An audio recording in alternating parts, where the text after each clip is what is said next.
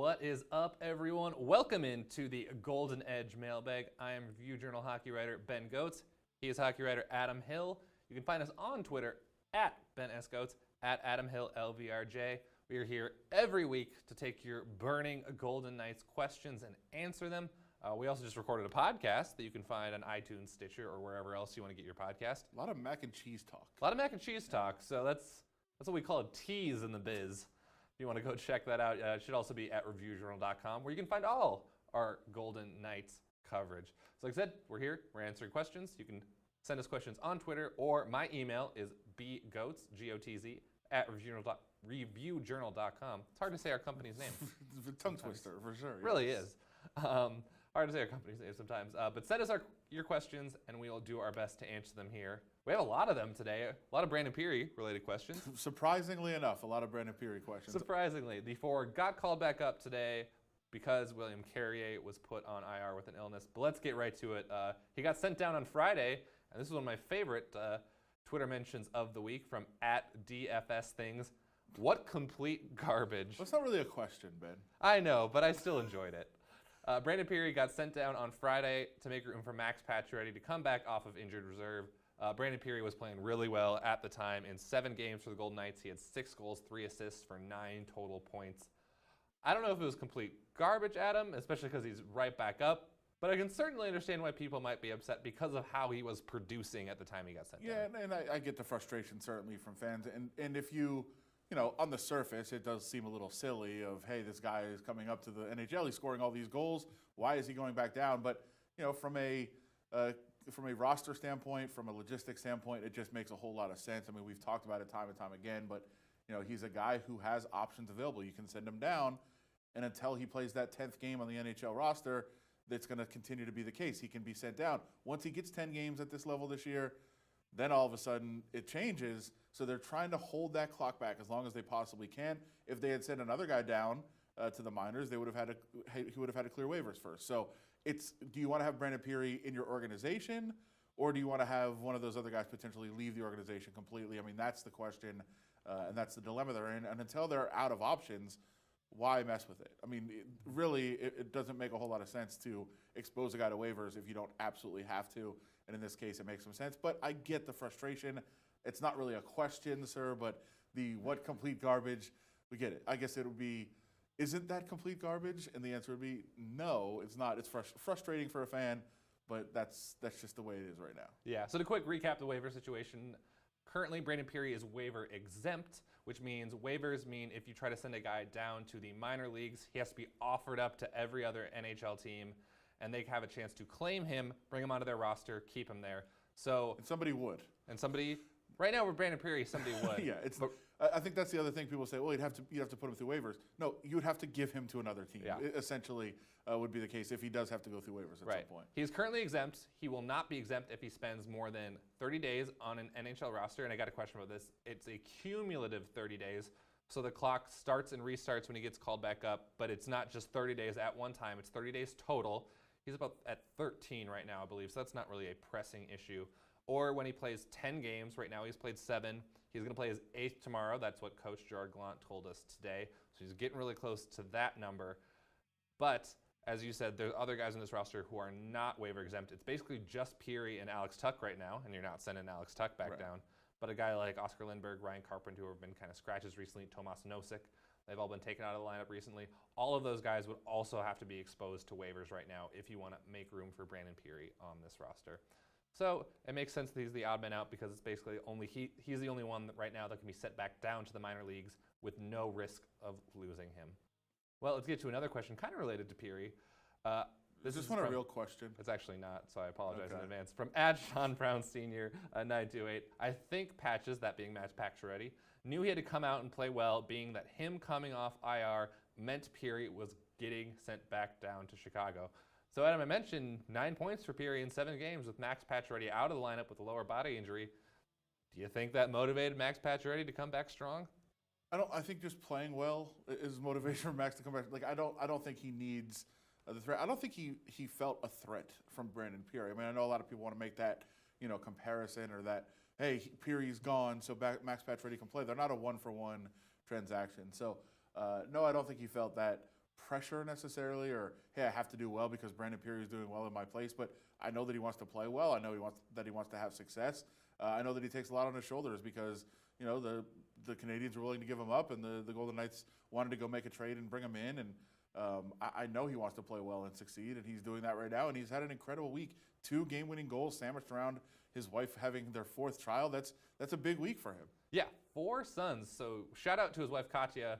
She's the real MVP in this case, as she constructs, as you talked about on our podcast, a nice penalty kill for the Paciorettys. Solid unit, for sure. With Max leading from the bench there, if you want to solidify the metaphor he's that way. Well, he can play with the team. Then now with him and his 4 sons, there's 5 of them. They have a full, a starting unit with no goalie. You just got to see who wants to play goalie. Maybe one of them wants to play goalie. Maybe Katya.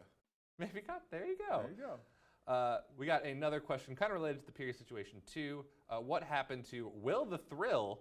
That being forward William Carey. I did not know this is really a nickname for William Carey. Who came up with that? I like it. I don't know, but I love it. He was put on IR today. We got the update from Gerard Gallant. It was an illness, so Carey missed Saturday's practice with what Gallant termed at the time a maintenance day. Then he missed the game yesterday because he was sick, and now he's on injured reserve and will miss at least the next 2 games because he is sick. And that's what allowed Brandy Peary to be called up today. But they're not necessarily a like-for-like swap because Peary isn't necessarily going to be taking Carey's spot in the lineup. Yeah, it makes more sense that we saw Riley Schmidt get hurt. So if he is not able to play, which he's day-to-day because everyone on the team is day-to-day, but if he's not able to go, that would make sense that Peary would slot in to one of the top 6 spots. We had the discussion on the podcast. We want to get more in-depth on it and check that out about where exactly he would slot in. I personally would put him on the first line in Smith's place as just kind of swap him in there. You were thinking maybe they go Tuck up to the first line, Peary onto the second line where you already had some success. Both actually make a lot of sense to me.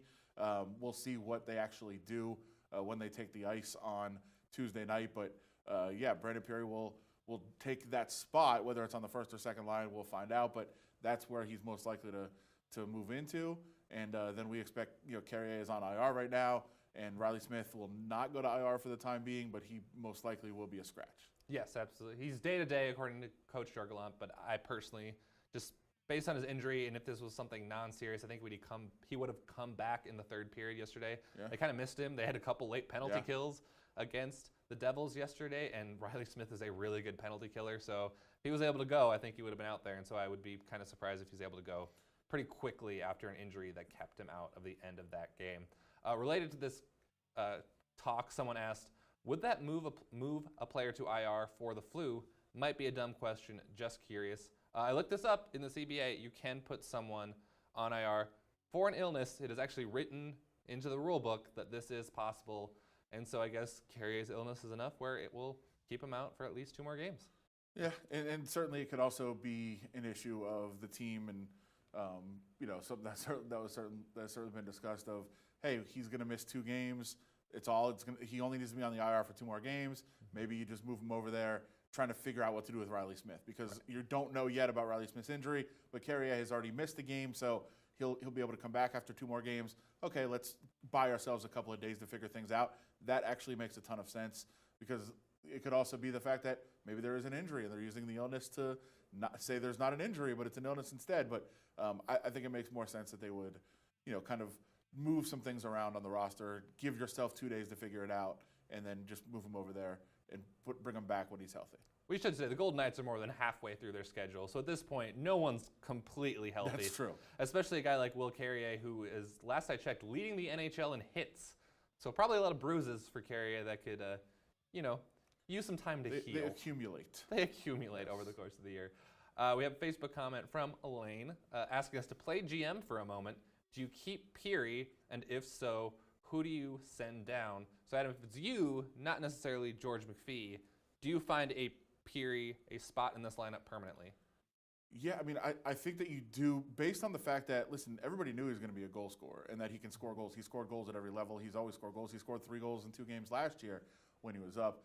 But I think they've been much more happy with how he's played overall.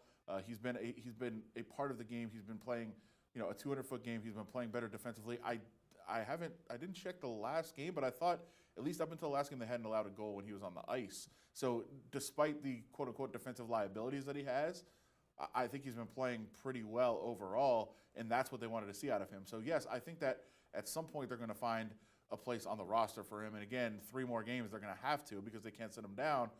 The question becomes not who do you send down, it essentially becomes who do you get rid of. Right. Because somebody has to, at some point, like you keep playing games with the roster a little bit, but at some point somebody's going to have to go.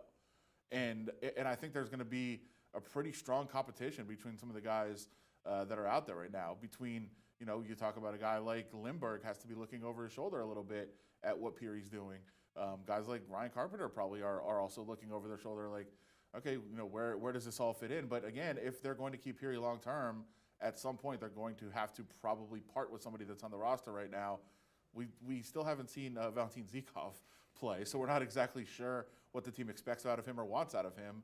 But he's around, he's here, he's been a scratch, hasn't played, so we'll find out. Maybe it's him that they try to, they have to figure out a situation for. So again, this is a very complicated issue. It's not just, hey, we want to mess with Brandy Peary and send him down. Like, there's reasons that he's been the one. They don't want to part with somebody from the roster.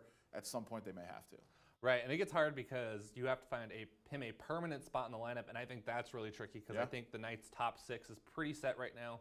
I don't know how he'd fit in on a third line with potentially, maybe Cody Eakin or whether it's Tomas Nosek or Ryan Carpenter, because I think he benefits so much from playing with a guy like Paul Stastny, who can get him the puck in open areas of the ice, who can do some of the dirty defensive work that Peary is not necessarily great at. So I don't know if he keeps scoring at such a prolific rate if we move him down the lineup. But I do think at a certain point, he's earned the opportunity for an extended audition in the NHL and not having to worry about how the CBA and the waiver process is going to work out for him. Do I think that's what the Golden Knights will do ultimately?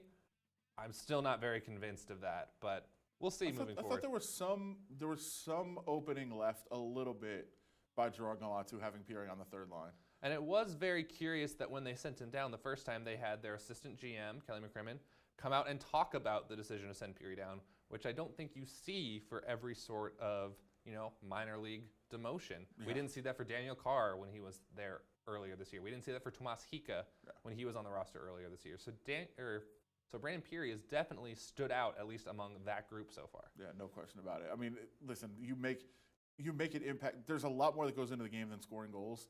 Like, there's a lot more things that coaches and scouts and GMs and everybody look for. But I know that the fans, certainly their attention is caught by a lot of goals being scored, and it catches the team's attention too. But, it just becomes a very intriguing spot where, like, hey, that guy's scoring goals all the time. Why isn't he starting every single game? And, like, there is other factors that go into it, and there's more beyond just scoring goals that goes into where your role is on a hockey team and where you can fit in on a hockey team. And they don't really look at the third line as necessarily a scoring line, but maybe they start to adapt and change the way things are going. But the other factor that goes into this is they just keep winning. So it's not like it's a team desperate for, like, hey, we need an infusion of somebody that's going to go out and score goals for us. They're winning every single game right now. Yeah, 6 straight wins for the Knights, a 9-game point streak. So things are working well with and without Brandy Peary. But it is kind of interesting how he's kind of really seemed to, enter the public consciousness. I've had some very casual fans who don't follow the team closely ask me about him. So it's just kind of interesting. It was complete garbage, I think was the quote. Complete garbage. Yes. Another guy who fans are pretty fond of is defenseman Nate Schmidt. I had someone comment to me on Twitter @GabLovesVGK. Nate Schmidt is just such a cool dude. This after I posted this Twitter video of Nate after practice the other day, skated over, gave a young fan his stick, stayed to pose for some pictures. I actually got sent those pictures afterward, which was kind of cool. This is the thing I think the Knights are really good about doing, Adam, is that they get these huge crowds at City National Arena, and I think they usually don't take them for granted that people are there watching them, and they try their best to interact with fans. Yeah, and they try to, there's a little bit of, especially down in the corners, if you're down there, you see, like, some of the players just kind of, not, I want to say messing with the fans, but just interacting and, having a good time with the fans. And you see that quite often over there, and, trying to get a puck over the glass for them and signing things and just kind of, playing with the kids that are down there in the corner. So it's a cool thing to see each and every day at practice. And also I'm waiting on, I still haven't talked to Nate about his dancing and singing in the warm-up lines yesterday, which I'm very intrigued by. So I hope to talk to him tomorrow about that. There was one song in the warm-ups that he was particularly seemed to be fond of, and I definitely want to find out more about that. Well, there you go. That's the hard-hitting journalism you get when you follow all our Golden Knights coverage at reviewjournal.com. You can get more of these types of answers if you ask questions to us at Ben S. Gotz on Twitter, at Adam Hill, LVRJ. Or just throw statements our way. Or just throw I like statements too. Me too. My email is, once again, bgotz@reviewjournal.com. One last question. Larry Meir asks, is it true Adam doesn't know how to make mac and cheese? You're going to have to listen to the podcast. Sorry, buddy. Another tease. That's why we're professionals. Thank you, everyone, for tuning in to the Golden Edge Mailbag. Make sure to listen to our podcast, the Golden Edge Podcast, at reviewjournal.com or wherever you get your podcasts. And we will be back here to answer your questions again next week.